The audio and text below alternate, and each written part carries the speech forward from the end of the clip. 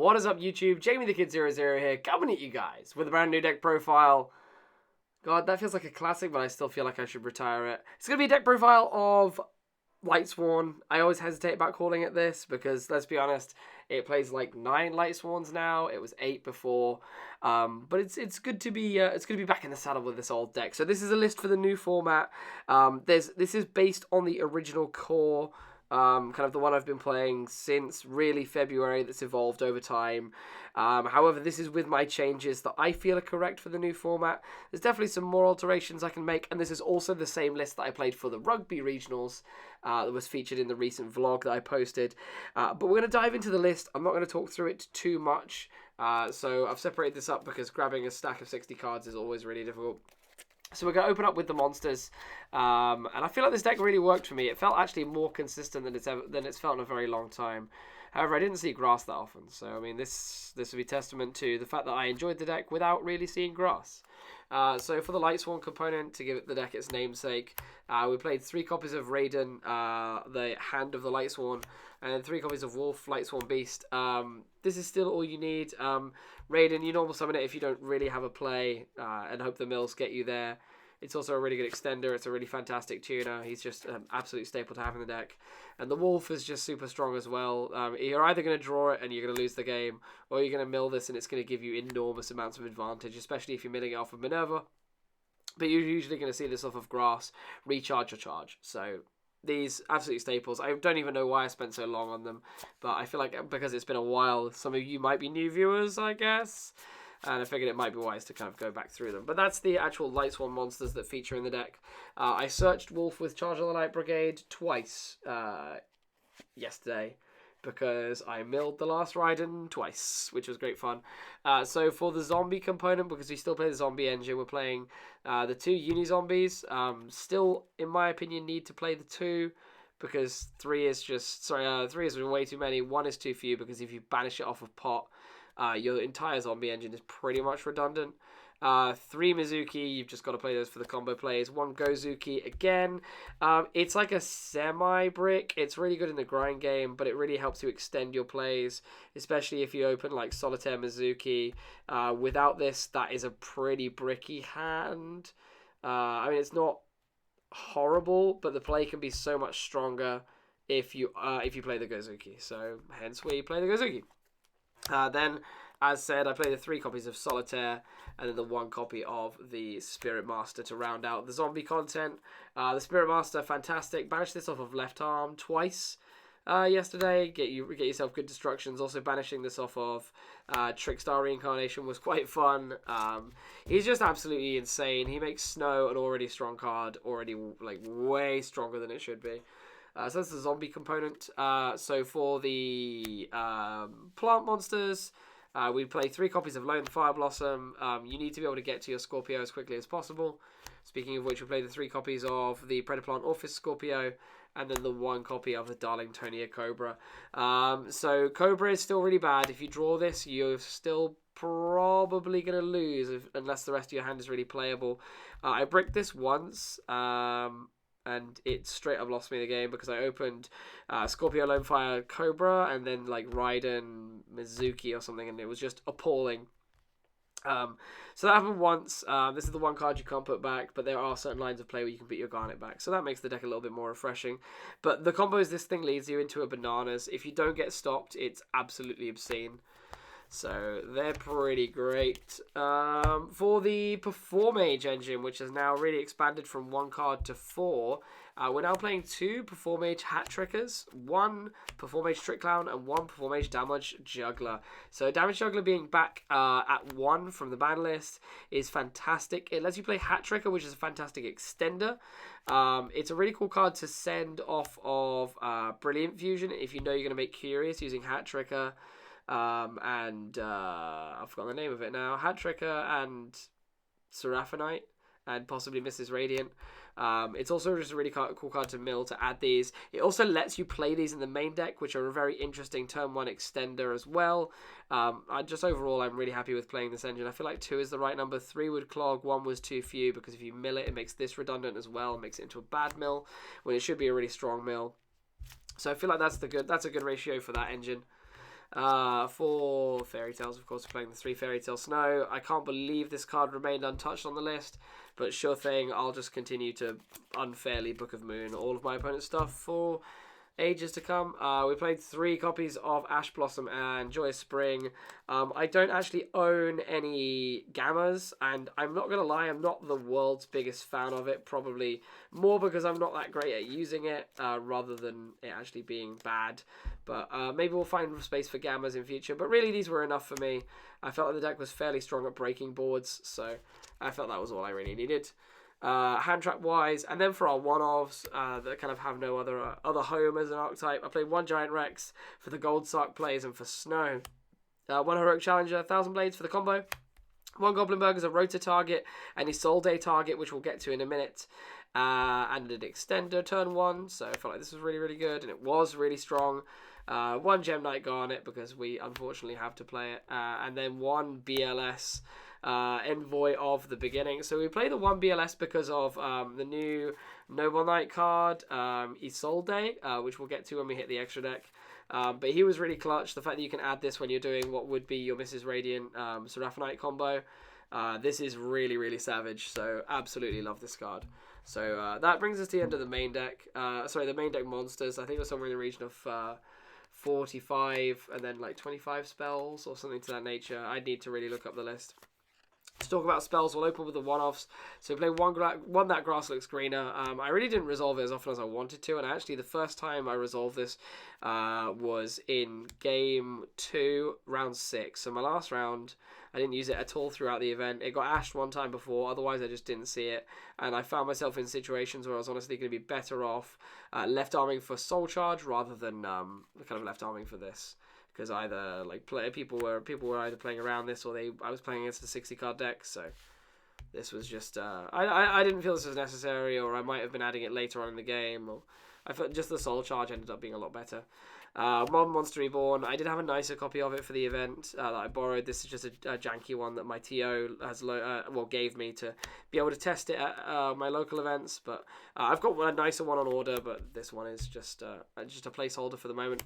1 Soul Charge, very, very strong, especially with cards like Sayuja in the deck now.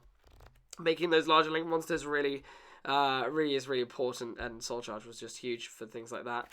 1 Foolish Burial and 1 Reinforcement of the army to round off the one-offs. Just kind of nothing further to be said about those two. For a 2-of, we play 2 copies of Gold Sarcophagus. I still think that 3 is incorrect.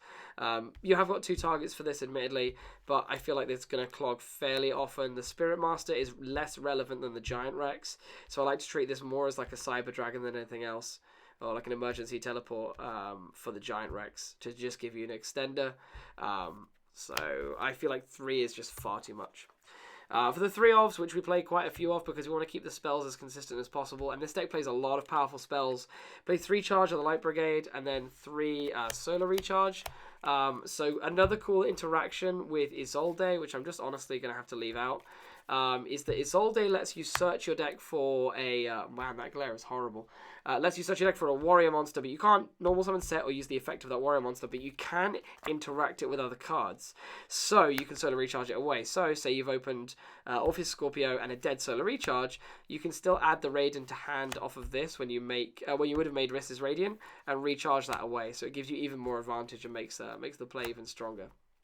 Or making this with 2 warriors in the deck really is not that hard, especially when you have 1,000 blades on board. So that's the Lightsworn spells. Then we played 3 copies of Brilliant Fusion. Still has to be played. Again, can't believe this card's at 3. When the list came out, it bounced up in price. No surprise why. 3 Pot of Desires. You're playing 60 cards and you want to draw combo pieces. So drawing 2 cards is dumb. As long as you... And like later on in the game, this card becomes even better because as long as you've removed all of your good pieces from the deck, you literally give 0... you care 0 what's actually left in your deck. So let's like, why not play this card? It's pretty great. And then for the last spells in the main, we played 3 Left Arm Offering. That's really all you need. Like, the fact that this gets you Soul Charge, Monster Reborn, Grass is Greener, like, it's silly. Don't really, like, it's such an obscenely good card. It's just a shame that Ash is a thing. So for the extra deck, we were looking at 4 Xyz monsters. So we're looking at 1 Minerva, a Soul the Super, so we're on a French secret. So 1 Minerva, Exalted Lightsworn, 1 Tornado Dragon, 1 Baguska, and 1 MX Saber Invoker.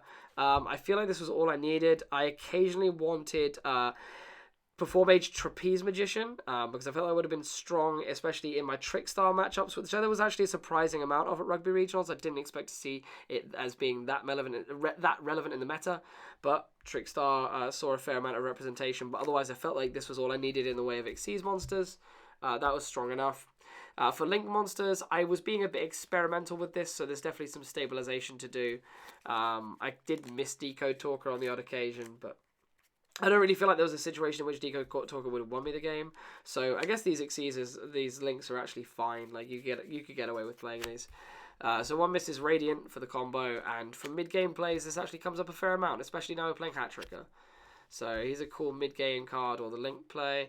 1 Isolde, the 2 Tales of the Noble Knights. We're just going to stop here for a moment and talk about Isolde. So Isolde was absolutely bananas for 3 reasons. 1 was the Raiden interaction that I explained. 2 was the fact that you can search Goblindbergh to give yourself a recursive play the next turn. And 3 was the fact that, honestly, for some reason, when you add BLS to hand, your opponent enters full tilt mode. So they realize that they have to break a board and then still leave themselves in a position where they're not going to get blown out by a BLS. And BLS is such a varied card. Like it has 2 very strong methods of removal, either high damage double attacks or banish effect. So like using this to add BLS to the hand, and it's a light in and of itself, is super duper strong. And I really want to see if I can find a way to play like different dimension reincarnation and a few other equipped spells and see if I can really meme this card out and use the second effect as well, because then the card will just really come alive. But yeah, Isolde, I really am a big fan of having it in the deck, and I'm glad to pick one up. So to continue through, Curious, the Lightsworn Dominion, he was a really cool card. Another new release in Extreme Forces. He's just really insane. He lets you extend your plays even further, sending Snow to the graveyard automatically and then milling you 3, potentially in multiple turns in a row. And then he has a second insane effect wherein when he's destroyed by your opponent's card effect or by battle and sent to the graveyard, he lets you add 1 card from the graveyard to your hand. Like any 1 card. Reborn, Soul Charge, Grass, if you milled the Grass early and you've still got a massive deck. Like whatever you need for the situation. Like those are just good spells, but good monsters. You have the BLS back if you milled it. Like all sorts of crazy things this card can get you back for the situation. And it allows you so many options because you end up building such a big grave, especially when you've gone off enough to make this. He's just bananas. So then when we're moving through, we then played 1... Borrello Dragon, because I feel like he's kind of staple in any deck that can make him. And then 1 Sayuja Skuldread. Sayuja Skuldread is another new card that came out in Extreme Forces. He was really, really good at just keeping my hand modulated. Like if I drew bad cards, I could usually tutor them back into the deck. And the ability to special summon 1 extra monster, even though he asked me to commit 4 monsters into him, the fact that you can special summon a monster from hand is often all the extension you need to get your plays back on track. And you got a 28 beta with 3 link zones, so he was really, really strong. Maybe a little bit win more, but I think I can really afford to continue playing him. But that was all my link monsters, as the big pile of cards that I've just made fell over. We're looking at Synchros. We've got 1 Black Rose, 1 Michael, 1 Scarlight Red Dragon Arcfiend, which was really, really strong. This is stuff you guys have already seen before. And then 2 psy-frame Lord Omega. I still feel like 2 is enough. You can make 3, but only really when you have Soul Charge, and I feel like that's a little subjective because you can just make other cards to blow your opponent out, like Baguska and whatnot. So I feel like the 3rd is too much for me. I'd rather have the space for other things. And then the last card we played was 1 Gem Knight Seraphonite. So that's going to bring me to about the end of the deck profile. I placed 4-2 at the regionals that I attended. Matchups will be in the description down below if anyone needs them. But otherwise, I'm pretty happy with this deck. I'm definitely going to try a few variants. A lot of my friends are trying to get me on the 40 card variant, so we'll see how that all goes down. But I hope you've all enjoyed. Please let me know any thoughts or any cool tech cards you've been trying out in your lists. I'm really anxious to try and work on a few other builds. But yeah, I look forward to seeing what you guys have been developing. Please let me know if you've enjoyed. Leave this video a like if you did, so that I know that on a quick reference. Subscribe if you're new here and you want to see more of the same. I'm going to try and get back on the horse with regards to posting vids. kids. Share this with your friends if you think they would benefit from a list. I'm not finding too many new format Lightsworn 60 card lists online, especially the ones playing, say, like the Trick Clowns, the Damage Jugglers, and like some of the newer cards from the set. So, yeah. Otherwise, comment down below anything you think I can change about the setup. I'm trying a new microphone if that edit succeeds, otherwise it's going to be the camera mic. But yeah, hope you've all enjoyed. This has been Jamie the Kid 00. Hope you've enjoyed the video, and I'll see you guys next time for some more Yu-Gi-Oh! Related content. Peace out. Bye-bye.